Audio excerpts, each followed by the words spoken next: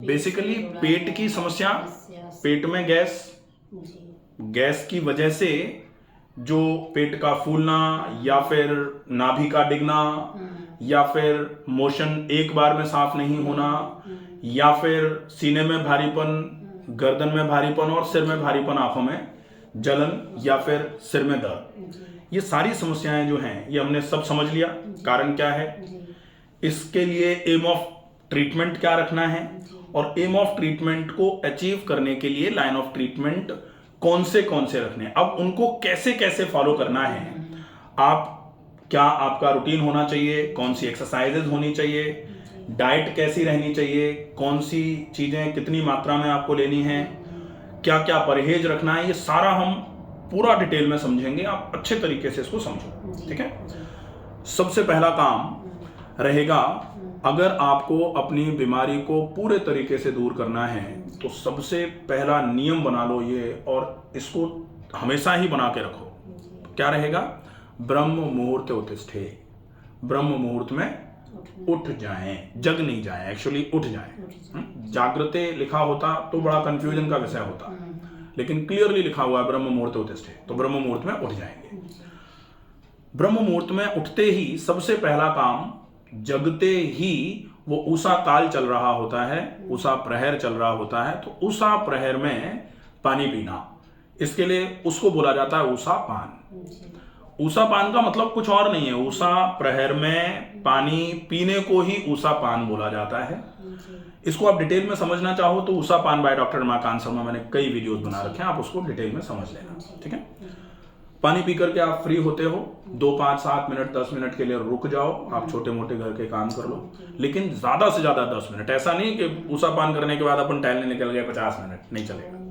हाँ, तो उषा पान करने के बाद मैक्सिमम 10 मिनट रुको, और उसके बाद फिर मोशन आए नहीं आए, सेंसेशन नहीं आ रहा है, हमको तो मन ही नहीं होता जाने का, लेकिन आप जाके आओ, जाके आए, वहां 5, 7, 10 मिनट बैठे, अगर मोशन हो रहा है तो ठीक है, अदरवाइज कोई बात नहीं, वापस आ जाएंगे।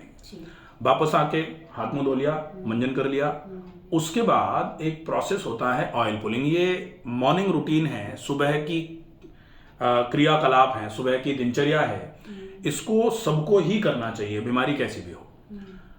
ऑयल पुलिंग मतलब 1 चम्मच सरसों का तेल मुंह में भर के जोर से मुंह में चलाना। सरसों का तेल, नारियल का तेल ले सकते हो, चलेगा। उसके बाद फिर तेल को थूक देना है, सादे पानी से कुल्ले कर लेने हैं, गरारे कर लेने हैं, और उसके बाद फिर नाक में गाय का घी डालना। ये आपके जो हेडेक है, जो माइग्रेन रहता है, उसके लिए बेस्ट इफेक्टिव ट्रीटमेंट है। कहावत में कहा जाता है कि यहां से ऊपर के जितने भी ऑर्गन हैं, उन ऑर्गन से रिलेटेड जितने भी रोग हैं, उन सब में सबसे विशेष उपचार होता है नश्य, ऊर्ध्व जत्रु, ये जत्रु हड्डी बोली जाती है, क्लेविकल। ऊर्ध्व जत्रु विकारेषु, यहां से ऊपर के जितने भी विकार हैं, विशेषान नश्य पश्येत, नश्य विशेष उपचार है उनके लिए, ठीक है। नाक में घी डालना, नाक में घी डालना, तो ये नाक में घी डाल दिया।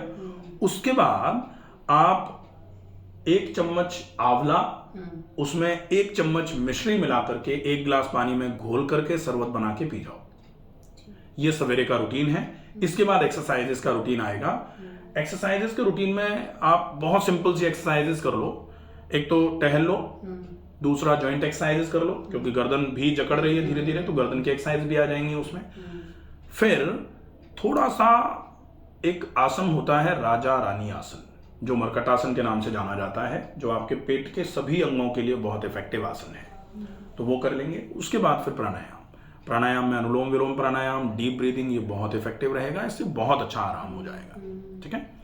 और जब ये हो जाए, इसके बाद फिर आप थोड़ी देर के लिए शवासन करो। शवासन करने के बाद आप फ्री हो जाते हो, तो सवेरे का व्यायाम हो गया। व्यायाम में शाम को आपको क्या करना है, शाम के खाने के पहले आप थोड़ी देर टहल लो, 20 मिनट के आसपास टहल लो, और थोड़ी देर अगर संभव हो जाए तो खुली हवा में बैठ करके प्राणायाम कर लो, ठीक है। प्राणायाम में अनुलोम विलोम डीप ब्रीदिंग, अगर 3 मिनट अनुलोम विलोम 5-7 मिनट डीप ब्रीदिंग भी हो जाता है तो भी पर्याप्त है, ठीक है। ये व्यायाम हो जाएगा मॉर्निंग इवनिंग का। अब आती है डाइट की बारी। तो डाइट में विशेष जो ध्यान रखना है वो है, एक तो पानी की क्वांटिटी आप बढ़ा के रखो। पानी की कमी आपके लिए बड़ी समस्या का कारण है।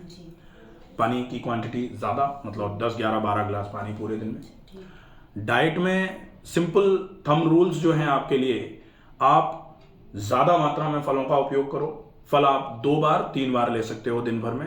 एक बार आप ब्रेकफास्ट में फल ले लो, और अगर आपको ऐसा लगे कि फलों से पेट भर नहीं रहा है, आपको लंच के पहले पहले पेट में भारीपन या पेट में जलन, सिर में भारीपन आना चालू हो जाता है, तो आप 8 बजे एक फल खा लो, 9, सवा 9 बजे आप नाश्ता में वेजिटेबल दलिया या वेजिटेबल खिचड़ी खा लो, फिर आप 11, साढ़े 11 बजे एक गिलास छाछ ले लो, खट्टी नहीं होनी चाहिए, ध्यान रखना है। फिर 12 बजे खाने में रोटी और सब्जी खा लो, फिर 2, 2:30 बजे के आसपास सौंफ पानी ले लो, 4 बजे के आसपास एक फल ले लो, फिर शाम का खाना 7 बजे के पहले पहले खा लो, और रात को सोने के लगभग 1 घंटे पहले या आधे घंटे पहले सौंफ का पानी मिश्री के साथ मिला करके ले लो। इनको जैसे पेट में एक प्रॉब्लम आती है, इनका पेट फूलने लगता है, तो अगर हम ये जैसे चीजें हैं, ठंडी वाली चीजें हैं, हाँ, और अगर पेट फूलने लगता है तो ये कहीं कंट्रडिक्शन तो नहीं? पेट फूलना मतलब हो रहा है कि एसिडिटी शरीर में जनरेट होना चालू होती है, और एसिडिटी की गैस बनना चालू होती है, जो पेट भी फुलाती है, गर्दन और सिर में भारीपन लाती है। इसका शीत से लिंक तो नहीं है कि पेट फूलना मतलब शीत हो गया है? नहीं, वो इंडाइजेशन जो होता है, लो स्टमक एसिड, वो एक अलग कंडीशन है। हाँ। वो ये नहीं है। अच्छा, लो स्टमक एसिड अलग कंडीशन है, ठीक है। आपको क्या करना पड़ेगा, आपको कैसे भी करके अपने स्टमक एसिड्स को मेंटेन कराना पड़ेगा। तो वो आप जो बार बार करके थोड़ा थोड़ा खाएंगे, उससे आपके स्टमक एसिड नॉर्मल हो जाएगा। इनका सबसे बड़ी प्रॉब्लम वही है, पेट में वो आ जाता है। डिले नहीं करना है। आप अगर एम्प्टी स्टमक ज्यादा लंबे समय तक रह जाओगे, डेफिनेटली प्रॉब्लम करेगा, इधर बैठ जाइए, दिक्कत करेगा, ठीक है। ये विशेष ध्यान रखो, खाने को बहुत चबा के खाओ, जितना चबा के खाओगे उतना ज्यादा अच्छा रहेगा। कितना चबाना है? 1 ग्रास कम से कम 60 बार। अगर आपने ये करना चालू कर दिया, आपकी गट मोटिलिटी इंप्रूव हो जाएगी। गट मोटिलिटी जितनी अच्छी रहेगी, उतना ज़्यादा फायदा होगा, ठीक है। इसके अलावा जो परहेज रखना है, वो एक तो ओवर ईटिंग का, एक लेट नाइट ईटिंग का। ये 2 परहेज तो विशेष हैं। ओवर ईटिंग तो आप दिन भर में कभी भी मत करो। लेट नाइट ईटर्स जो होते हैं, जैसे बहुत ज़्यादा लेट जो खाना खाते हैं, रात को खाना खा के फिर टीवी देख के सो जाते हैं, उनको कंपैरेटिवली पेट की समस्याएं ज़्यादा आ रही हैं आजकल, तो फिर उनसे तो ज़रूर बचना चाहिए। अगर वो होता रहेगा, डेफिनेटली ये प्रॉब्लम फिर ठीक नहीं होगी, ठीक है। इसके अलावा आप ये ध्यान रखो कि कैसे भी करके स्ट्रेस जो है वो बहुत ज़्यादा आपकी लाइफ को ख़राब करने का काम ना कर पाए, इसलिए। और स्ट्रेस तब नहीं होगा जब आप रेगुलर एक्सरसाइजेस करोगे, अदरवाइज स्ट्रेस का और कोई ट्रीटमेंट नहीं है। आप स्ट्रेस, जैसे अगर तनाव आता है और कोई कहे तनाव मत लो, तो ये जैसे मैं भी कभी बोलूं कि तनाव मत लिया करो, तो तनाव कोई लेने से तो आता नहीं है। तनाव तो तनाव है, वो अपने आप ही आ जाता है, ऑटोमेटिक आता है। तो वो ऑटोमेटिक जो आता है, उस तनाव का सिर्फ एक ही ट्रीटमेंट है, आप रेगुलर एक्सरसाइजेस करना चालू कर दो। आपकी प्रकृति ऐसी हो जाएगी कि तनाव आएगा जरूर, लेकिन वो आपके शरीर को और आपके मन को बहुत ज़्यादा नुकसान नहीं पहुंचा पाएगा। तो एक्सरसाइजेज रेगुलर करना चालू कर दो। ये विशेष चीज़ें हैं, ठीक है। खाने को चबा के खाना विशेष है। पानी ज़्यादा मात्रा में चाय की तरह सिप कर करके पीना विशेष है। शाम का खाना लेट नहीं खाना, ये विशेष है।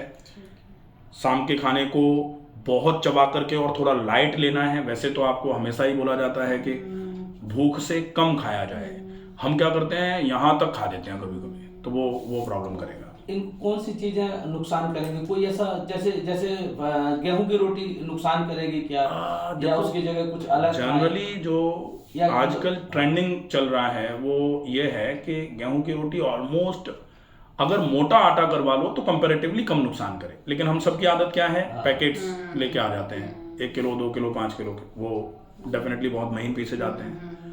अब वो महीन आटे की रोटी, आप बहुत सिंपल सी बात समझ लो, आटे को आप गोली बना करके और चिपका दो दीवार पर, तो महीन आटे की गोली और एक मोटे आटे की गोली दोनों चिपका दो, आप देखोगे थोड़े समय के बाद मोटे आटे की गोली जो है ना निकल जाएगी अपने आप दीवार से, और महीन आटे की चिपकी रह जाएगी। आप उसको जब छुटाओगे ना, तो दीवार की पुट्टी, कलर, पेंट सब कुछ लेके आएगी। तो जब इतना चिपकती है वो, तो हाथों में कितना चिपकती होगी। तो महीन आटा तो बिल्कुल बंद कर दो। कोशिश हो जाए तो गेहूं बंद करके आप मिलेट्स पे आ जाओ, ज़्यादा बढ़िया है। फ्रूट्स का उपयोग ज़्यादा से ज़्यादा करो, ज़्यादा अच्छा है। दालों में चूंकि अभी पाचन तंत्र कमज़ोर है, तो आप राजमा, छोले, मैदे से बनी चीजें, कढ़ाई में तल के आई चीजें, जो बहुत फ्राइड आइटम्स हैं वो, जो पैक्ड आइटम्स हैं वो, इन सबको थोड़ा सा बंद रखो, ठीक रहेगा, बढ़िया हो जाएगा सारा। ठीक है। इसकी दवाई